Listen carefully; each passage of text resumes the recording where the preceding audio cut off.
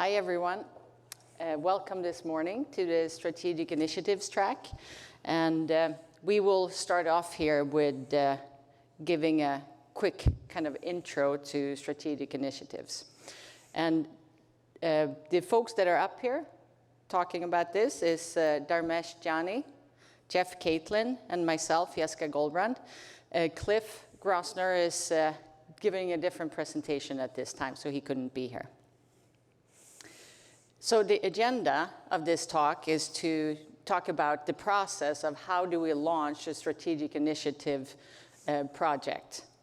And after that, we would talk about the 2022 strategic initiatives that were selected. There are two of them. It's the OCP Community Lab and System-Focused Optics. And then we give an update in the end regarding the 2021 Sustainability Initiative that was one of the strategic initiatives for 2021. And we already heard some good updates regarding that during the keynote yesterday as well. And then in the end, we will have call to action. So really, the strategic initiatives, when did it start? Well, it's back in 2019 when the incubation committee was setting it up and initiating this. And what does a strategic initiative mean? Well, it's really about if you can identify an industry challenge or critical area where you currently see a gap or a gap for the future. So it's something generally that is more broad than just affecting one project itself. So it's more of an umbrella and overarching several different projects. And now we have an annual process of really selecting and getting feedback of really what critical areas that the industry is seeing, and then selecting the top few out of those. And the process for this, so the IC, the incubation committee, is collecting these ideas, and these ideas can come from many different locations. It can come from the OCP volunteer leadership. So within each of the different projects, there are challenges that are being brought up and being brought into the incubation committee. It comes also, we get feedback from the OCP board, the OCP Foundation. We're also getting info from the Future Technologies Initiatives, as well as other industry perspective. Like last year, we brought in Omdia, which is an external research organization of looking at what is coming in the industry. And we brought that into the also challenges that we saw for the future. So the IC is collecting these ideas.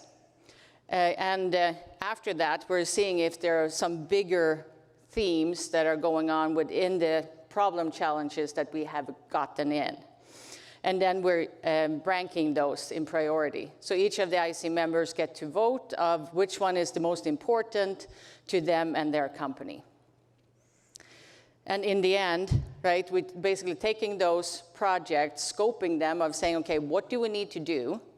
And where should this be done at, right? And that's where the outcome of this leads into, it could be go into a project. If it's not anything that's kind of umbrella over several projects, it can go in and you have it focus in a specific project, or you can have the strategic initiatives project, it falls under there.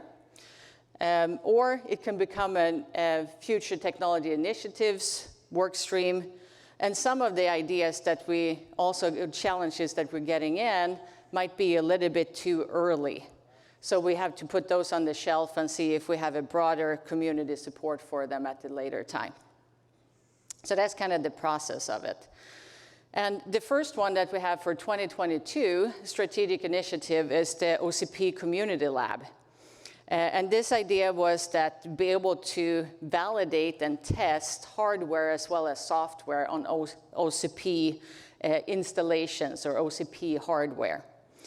Since we already have the OCP Experience Center, and the ones that attended the keynotes yesterday, you got to hear a little bit about that there as well. we have an OCP Experience Center in many different locations around the world. And the Experience Centers are really focused on the kind of early stages in the production cycle, from innovation to early adopters to early majority as well. So the Experience Centers really are supporting multiple communities. And it's about really accelerating the innovation and adoption of OCP solutions. So engineers, as I said, use it for hardware test and validation, software development and test. You have adopters that can come in and see what it means really to use the OCP hardware or use OCP recognized equipment. And then you have the channel partners that can also position themselves then as thought leaders in this space.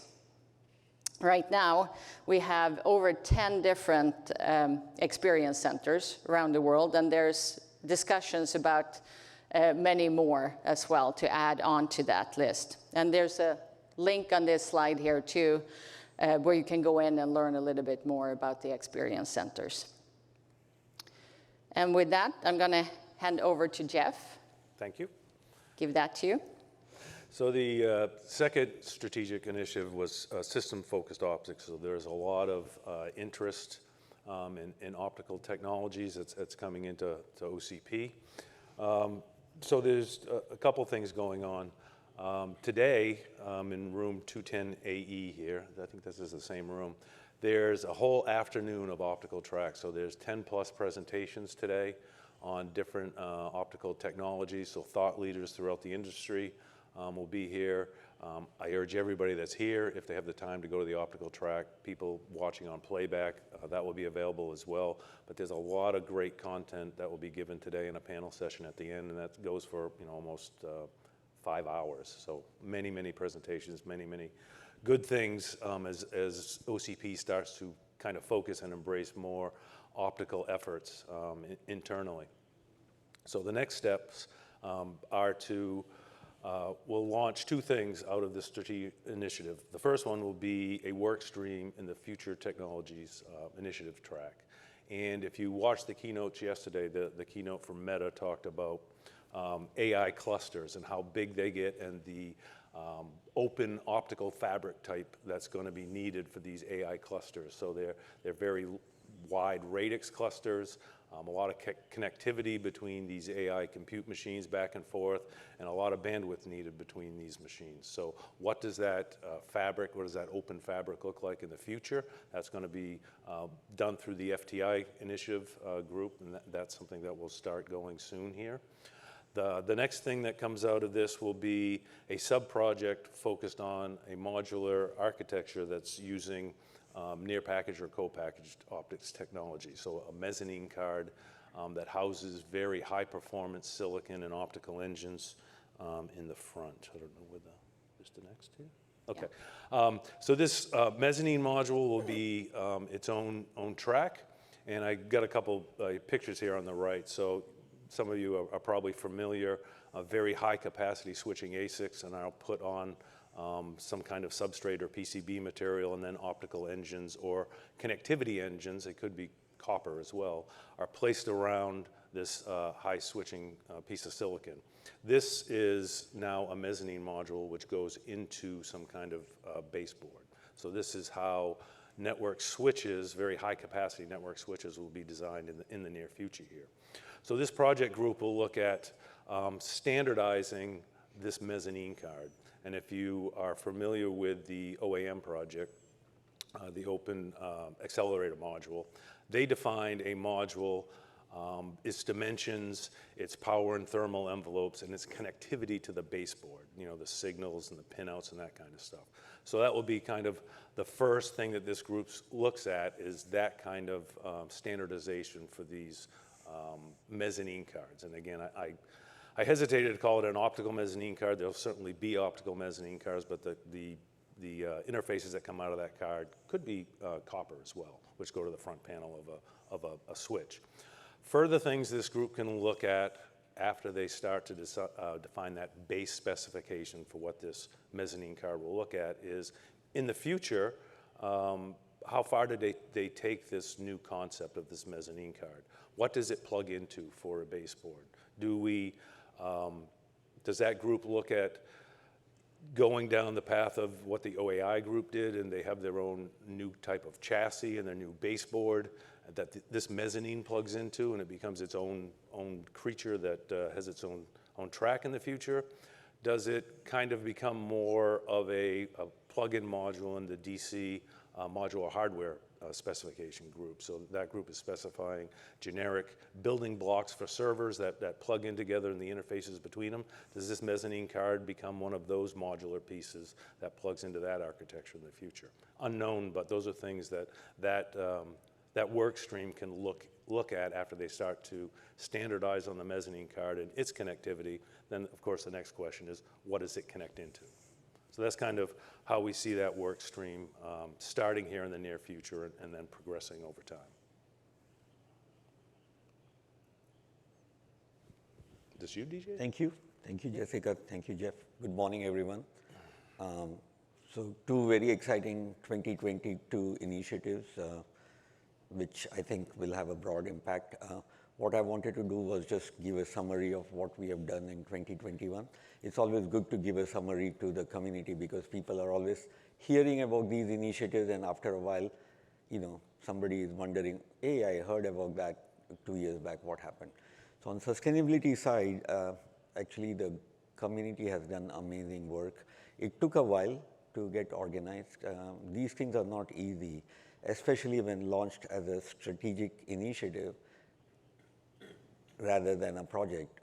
Things are very loosey-goosey, there's no direction, there's nobody figuring out how, there's no structure.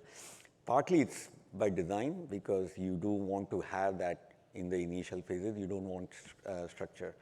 So with sustainability, the group came together and there were 2 work streams which were launched. In fact, I think we took 3 months or 2 months to figure out what work streams we should launch.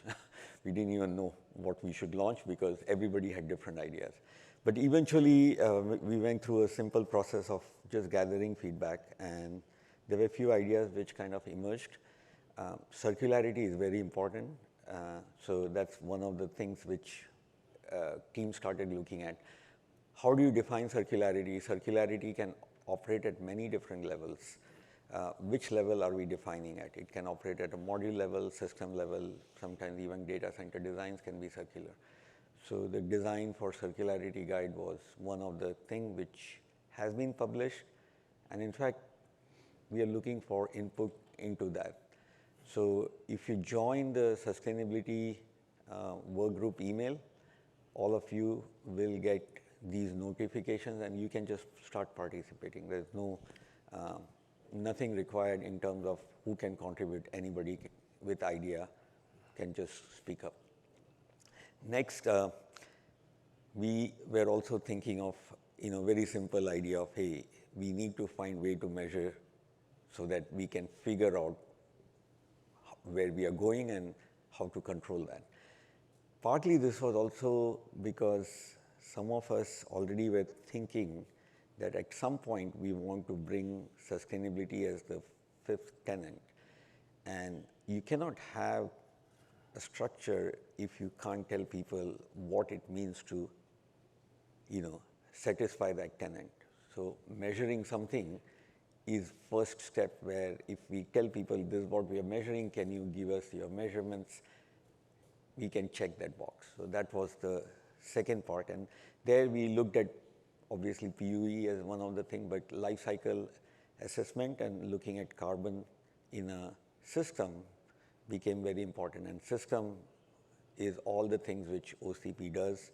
There's a server, there's a network device, there's a storage device. These are all classes of systems, and we need to have a very simple measure of how much is the carbon footprint of a given server. Then we also started thinking of frameworks and guidelines, because you can see that there's kind of a theme forming, because we started with very loose elements and then we started thinking of putting simple guidelines.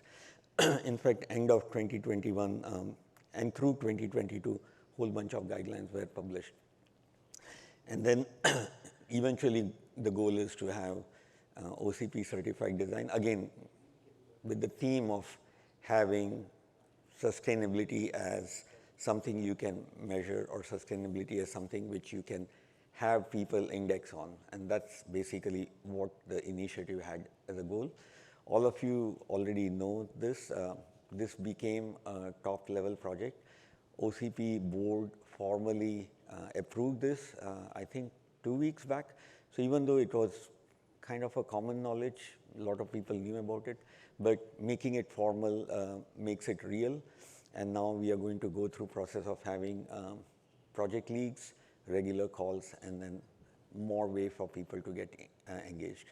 I already talked about the tenets. We were having 4 tenets. We have added sustainability as a 5th tenet. This is where we need help from all of you, each and every one of you. We need help. The work is not complete.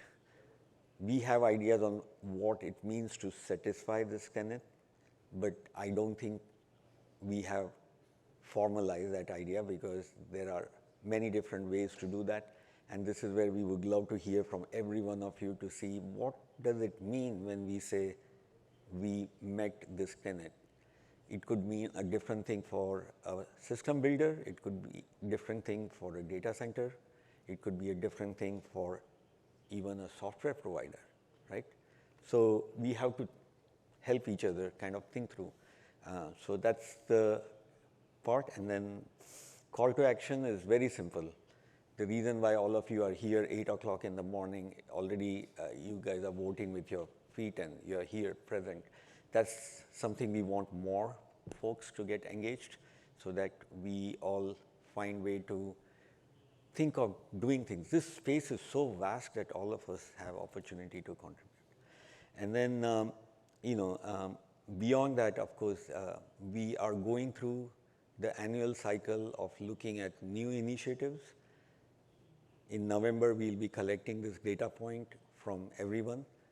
If you have some big ideas, just somehow find anybody and pass it on, and then it gets into the list. Champion for it, just like how your city councilor or your mayor or your senator is championing for their vote. You champion for your ideas, and the level of passion and interest you can generate among people will bubble that up, and that's how it should be. And then we'll go through the selection process. It's very simple, just simple voting, so there's no complexity there. And then in 23 beginning, we'll probably announce what these are. We need to turn over to the next presentation. Jessica, Jeff, AJ, thank you so much. Yeah, thank you. Thank you.